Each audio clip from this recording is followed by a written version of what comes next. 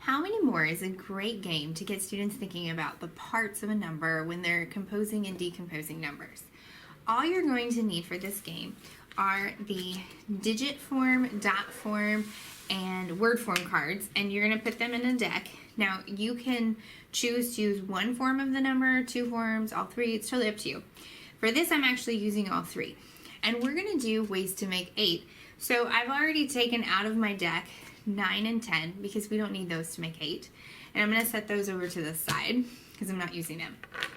I've also got connecting cubes, and I've already, since we're making 8, I have just gotten 8 cubes because I want to make sure students understand the part whole of 8. Now I'm going to show you how to differentiate this in a second. So what I do is I lay down a card, 2. Now I can play this by myself or with a partner, totally up to you, but I'm going to lay down 2 because that's a part. So now the question is, how many more to 8? So I can count what I have left. 1, 2, 3, 4, 5, 6, because 6 and 2 make 8. And I'm going to keep on playing. This time I got 6, right? So I'm going to lay down 6 cubes. There's 2, 3, 4, 5, 6. How many more to 8? 2 more. So let's say I want to make this more challenging because I want to move beyond the counting. So this time I'm going to take a set of 10 cubes, and I'm also going to use a 10 frame, which is going to help visualization. So I've got my 10 frame down here, and I've got my 10 cubes, so I can't just count what's left this time. So again, I'm going to flip over a card. I got 5. So on my 10 frame, I'm going to build 5. Now, here's the challenge. I'm not asking how many more to 10 unless I was working on 10, which is pretty nice because I have this 10 frame here that's going to tell me. I'm asking how many more to 8. So I have to think about what 8 looks like on this 10 frame. So I know I have 5 and I need 1, 2, 3 more to make 8. So see how we've upped it a little bit? We've made it a little more challenging by thinking about what it looks like on a 10 frame.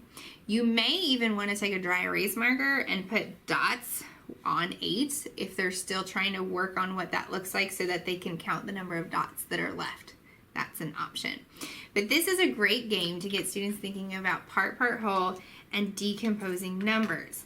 You can also use it with your teen numbers with 2 10 frames and your teen cards that have the word form, that have the double 10 frame, and that have the digits. You can do those with teen numbers as well to get students thinking about how many more to that number. This form of Go Fish is another great game to get students thinking about how to compose numbers to work on their math facts. Now, this is a partner game. It could be with a grown-up, but it is going to require 2 players. Now, I'm going to do ways to make 6. So we need to think of a number that we're going to work on. So in our deck of word form, dot form, and digit form cards, I've removed anything above 6. So that's right here. Now within your deck, you can decide again what forms of the number do you want to use, because you don't have to use all 3. I like to use all 3 as a challenge, but you can totally do it differently. So what happens in this game is each person, and I'm going to show the cards, I'm going to try to keep them in camera angle here. Each person gets 5 cards. So this partner gets 5 cards, and this partner gets 5 cards. Trying to keep it where you can see it. Okay. Now, and then we put our extra cards in the middle for us to draw from. So how this works is one player goes first, and they're going to lay down a card to try and make 6. So this person over here is lucky because they already have 2 cards that equal 6, so they know that I'm not going to have unless I have 0. There's going to be no way that I can do this. So let's play that. So this person is going to lay down a 6, and they're going to say, how many more to 6? I have to have a 0 in order to put a card down, so I say go fish, and I have to draw a card. They have lost this card because they made 6. So now it's my turn. I'm going to set that out of the way. All right, so I'm going to lay down 3. This is my card. My partner has to say how many more to 6, and do I have that? Look, partner does. This partner has a 3. So those cards make a match, and they're going to go they're done. And look, this partner only has 3 cards left. They're close to winning, whereas I have 5 cards still. Not cool, right? Okay, so now it's this partner's turn. They're gonna lay down how many more to 6? Let's say they lay down 5. Ooh, I have 1. So we've got that, so we're still going. Now my partner's gonna trick me again, but it's my turn. So I'm gonna go, ooh, I get to trick them. I have 6. So I'm gonna lay this down. How many more to 6? They don't have anything because they don't have a 0. So they have to go fish and get a card. You're gonna keep playing until the first person runs out of cards.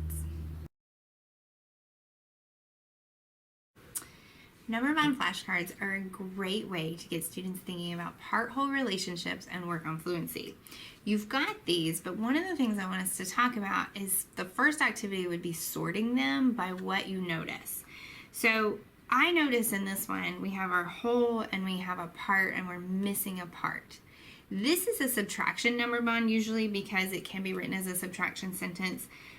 But we want to make sure that we spend some time first with our students, so that would be my first activity, in sorting them.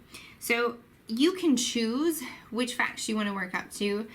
You have all the facts to 10, but if you only want to work up to 8, you can choose those. But one of the things we do is we literally go through our cards and we sort them. So here is one that would be more of an addition problem because we see 5 and 1 and we're trying to find the whole.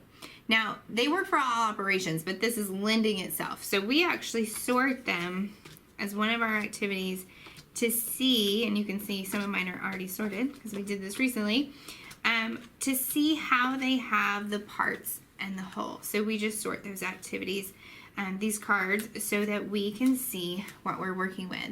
And that's going to help you if you want to narrow down some of the activities that I'm going to show you in a minute. But you can take these cards and kind of sort them as the ones that have 2 parts and they're missing a whole, or the ones that have a whole and the part. Once you have your number bond flashcards sorted, which was the first activity, you can start doing some customized activities with them. So the first one I'm going to do is I'm going to work with the ones that have 2 parts. So these are the cards that I'm going to focus on. I'm going to get 2 colors of connecting cubes, and I'm going to get a 10 frame because at this point we're working on visual models, so I want to make sure that I'm using a visual model to go here. So on my number bond flashcard, I'm going to choose a flashcard, and I see it's got 2 and 5 as my parts. I'm going to build that on my 10 frame using 2 colors. So here's a way to bridge this. I'm going to put the 2 on the 2. I'm going to put the 5 on the 5. So that we're seeing that these come from the number bond flashcard. And then I'm going to pull them apart and build them on my 10 frame. Now at this point, I'm hoping students see 5 and 2 more, which, oh, hey, look, that looks just like my number bond. 5 and 2 more, and if I need to, I can count them and I can see that I have 7. The other thing that I can do, put them together really quickly, to show what operation that I'm doing here, I have 5 and 2 more, put them together, and I get my whole. So let me try that one more time. 5 and 2 more, or 2 and 5 more, put them together to make my whole. I'm not making another set. I'm taking the parts and putting together. What operation is that? That's addition. So that's what we want our students to see when they're doing this flashcard. Let's try another one really quickly. Here is, let's pick a good one. 3 and 4. So again, I'm going to build 3, going to build 4. So I see my parts. I'm going to put them on my 10 frame to get that visual.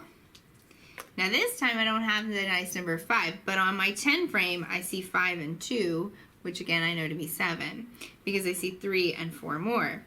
If I want to show what operation this is, put my parts on there, and if I want to know the whole, I put them together, and I have 7.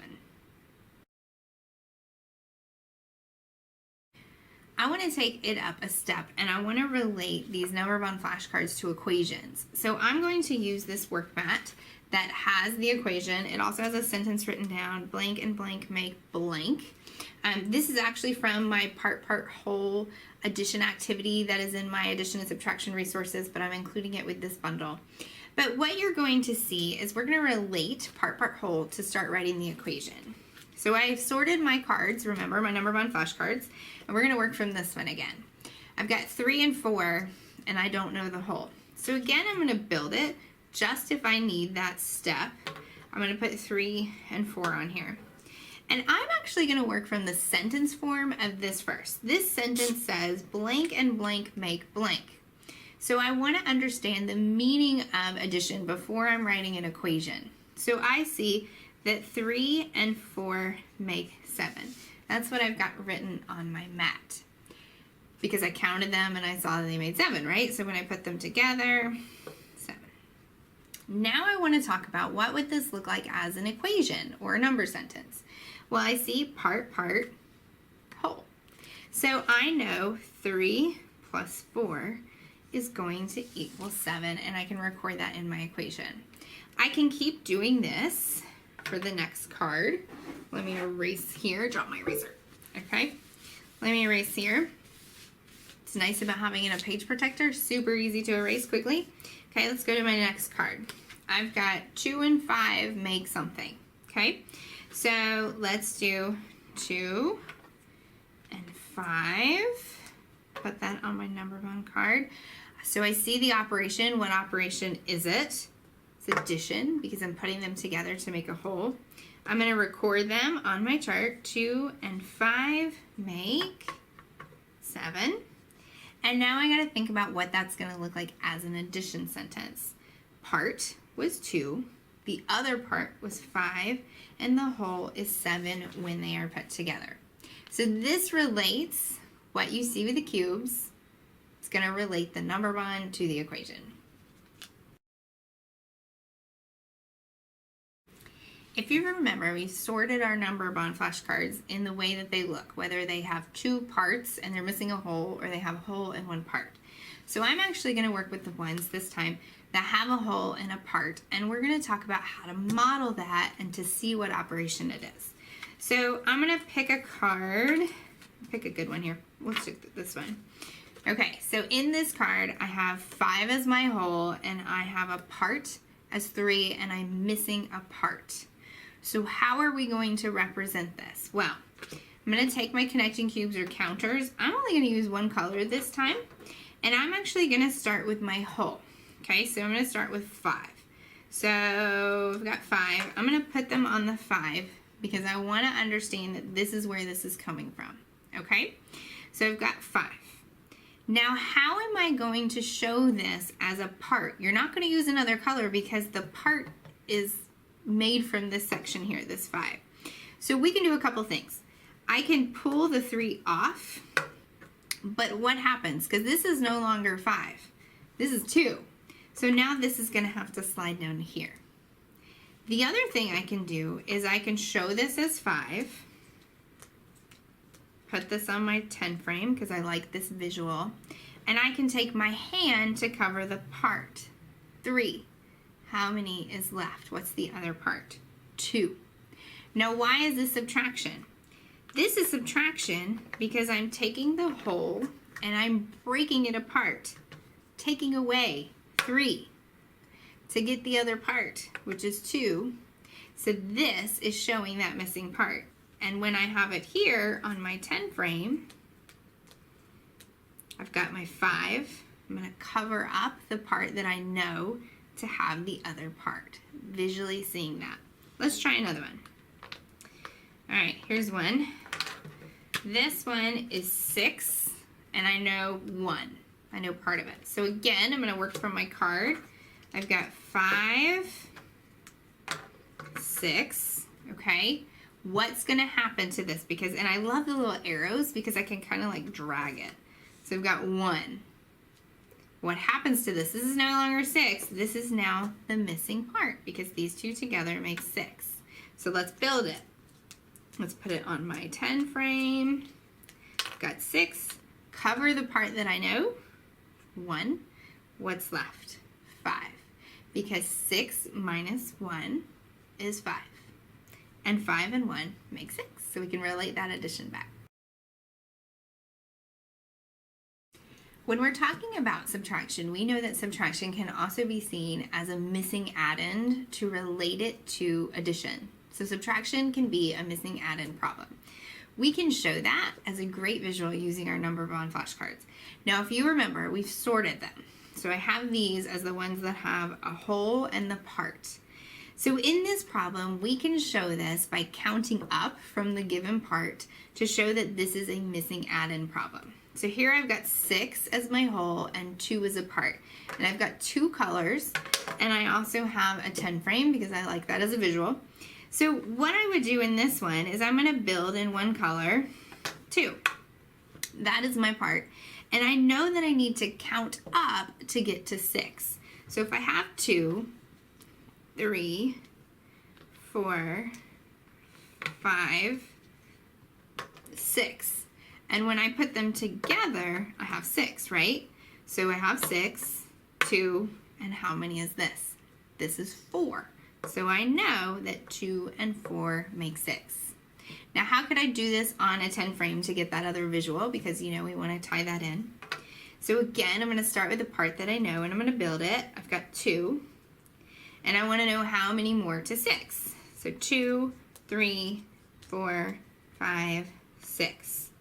The 2 is in red, the other part is in black. I have 1, 2, 3, 4. So 2 and 4 make 6. This is a great way for getting students to think that if they know their addition facts really well, they can know their subtraction facts as well by just counting on from that given part. Let's relate these number bond flashcards to the equation because we want them to have a strong visual picture of what operations mean, but then we want them to be able to record it mathematically. So again, I've got my cards sorted. These are the ones that have the whole and the parts, and we're going to relate them, okay? So in this one, I've got 7 as my whole and 5 as a part, and I'm missing another part. I'm going to use one color of connecting cubes, and we're going to do just like we did before. I'm going to put 7 as my whole. It's hard to count and talk at the same time. I've got 7 as my whole, and now I'm going to take away 5 of this. So let's take away 5. Now what happens? There's these little 2 left here. This can't stay there because that's at 7. The 2 has to slide along to the other part. So 7, take away 5, gives me 2. And 2 and 5 make 7, so I can check it that way. So let's relate it to the equation. Now this is my part whole subtraction workmat from my addition and subtraction fluency resources. It again has it labeled up here at the top. But then I have an interesting sentence here. Blank fewer than blank is blank. Now I purposely worded it that way because I want students to think about the context of what's happening, not just the word minus or take away. Blank fewer than blank is blank. So I knew that I had 7 as my whole, right? And how many am I taking away? What am I finding fewer of on that number line? Well, I'm finding 5 fewer than 7. So I'm going to record that. 5 fewer than 7 is what? It's 2. Now I know that wording sounds a little strange for me. It's tough. I have to really think about what I'm saying because I want to stress that I'm actually moving on the number line. I have 7 and I'm finding 5 fewer, which is moving me back on the number line to get to 2. So now how do I record that in my equation? Well, I know my whole is a 7, and I found 5 fewer, so that's the part, and the other part that I ended up with is 2. So now I'm going to record it this way. Let's try one more. We'll use this one just because I know the language is a little weird and I want to make sure we have it, and I say it again too. Erase my mat again in a page protector is super easy to do that. Okay. So on this card, I have a whole of 6, and I have 2 as the part. So let's build it. I'm going to use one color this time. Got 6. So what happens? I want to take away 2 of those, or I want to find 2 fewer than 6. So I'm going to slide it along the number bond. But what happens? This can't stay here because that's a 6. So I'm going to slide it down to the other part, and I get 4. So 6 is made up of 2 and 4.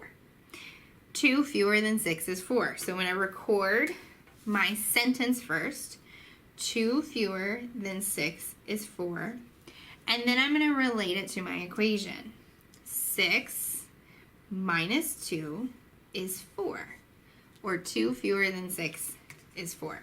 This is a great way to get students to relate what's happening to the equation. I know a lot of my kindergarten students really struggle with when to use the minus or the addition symbol.